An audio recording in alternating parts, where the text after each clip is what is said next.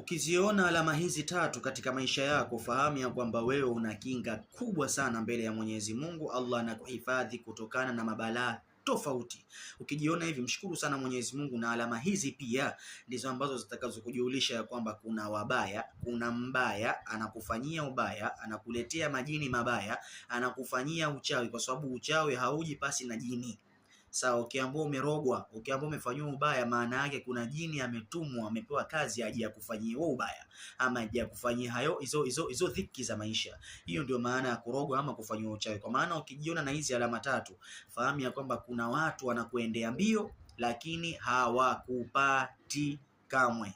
Na ni kwa sababu gani? Kwa sababu Mwenyezi Mungu amekuwekea kinga kubwa sana kutokana na mwenendo wa maisha yako wewe mwenyewe binafsi. Bismillahirrahmanirrahim. Ni alama zipi hizo tatu ambazo utakapoziona kwenye maisha yako ufahamu ya kwamba Mwenyezi Mungu amekuwekea kinga, lakini pia ufahamu ya kwamba kuna wabaya wako wanakuandama? Alama ya kwanza ni ndoto.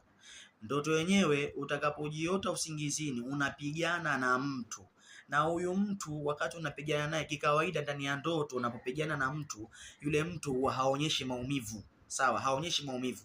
Kwa sababu gani? Ile ni roho.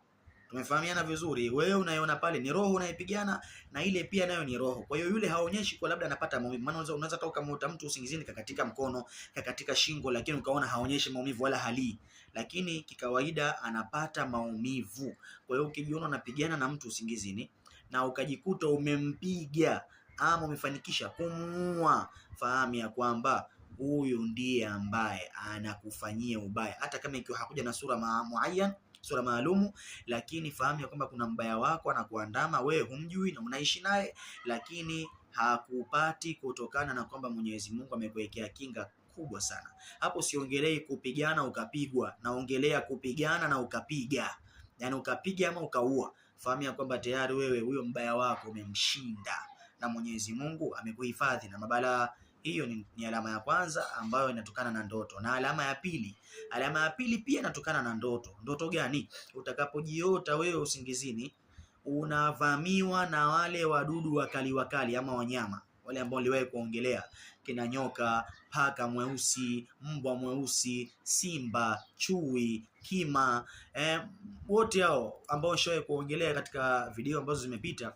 Utakapowaota hawa wanakuja kukuvamia kwa ubaya, kisha ukafanikiwa kuwaua, tufahamiane vizuri hapo, ukafanikisha kumuua yule mdudu. Siongelei nyoka akakugonga kisha wewe ndo ukamuua. Ile kugongwa tu na nyoka katika usingizi, fahamu ya kwamba ni maradhi. Kama huna sasa hivi, basi wallahi atakuja mbeleni. Hilo halina pingamizi, na mtu ambaye kashaye kupata ndoto hii, basi katika maisha yake mwenyewe atajiona. Kwa hiyo nyoka atakapokugonga katika usingizi, fahamu ya kwamba maradhi tayari yameshakusibu. Wengine huamka na maumivu ya kweli, wengine hawaamki na maumivu, lakini baada ya muda dhiki ya maisha inaanza. Kwa maana utakapoota wadudu wakali, wanyama wakali, kina simba, kina nani, unapigana nao na umewavamia, wao wanakuvamia na wewe umewavamia na ukafanikisha kuwaua, fahamu ya kwamba wewe sio mtu wa kawaida. Allah amekupa hirzi kubwa sana, na ukiamka asubuhi usitafahari wala usijivune. Sawa, usijivune, kwa sababu Mwenyezi Mungu hampendi mtu mwenye kujivuna. Inna Allah la yuhibbul farihin. Mwenyezi Mungu hapendi mtu mwenye kujivuna. Wewe utakana tumshukuru Mwenyezi Mungu, wala usitaki kwanza kuyauliza kwa watu mimi na nini, mimi nimepewa kitu gani, kwa sababu hivyo ulivyopewa hawapewi watu wote. Mwenyezi Mungu anakuhifadhi na mabalaa. Lakini pia alama ya tatu sio ni ndoto. Alama ya tatu ni hali ya kawaida. Utakapojiona kwenye maisha yako ghafla tu umekuingia uzito wa kufanya kazi, yani wewe huna ufanyaji wa kazi wa aina yoyote, upo tu ghafla, lakini wakati kikawaida katika maisha yako ya kawaida hauko hivyo. Baada ya muda ukajikuta wewe ni mtu ambaye yani una uzito katika kazi zako, lakini uzito ule kikawaida huwa haudumu kwako. Yani ukikaa mwenyewe ukajitafakari, mbona mimi niko hivi, ukachukua mwenyewe kisomo kidogo ukasomewa, au labda ukachukua mwenyewe adhkari ukajifanyia, sawa, baada ya muda Mwenyezi Mungu anakuondoshea ule uzito. Fahamu ya kwamba wewe wanakujaribu lakini hawakuwezi. Kiufupi, unajaribiwa lakini hawakuwezi. Hizo jamani ndizo alama tatu ambazo utakapoziona nazo kwenye maisha yako, basi fahamu ya kwamba Mwenyezi Mungu anakuhifadhi, lakini pia au wanaokufanyia mambo bado sana, waendelee kuhangaika na wala hawatokuweza. Lakini na wewe pia endelea kupiga jitihada ya ibada, inshallah Mwenyezi Mungu atakusaidia, atakuondoshea mashaka yote ambayo uliyokuwa nayo. Assalamu alaikum wa rahmatullahi wa barakatuh.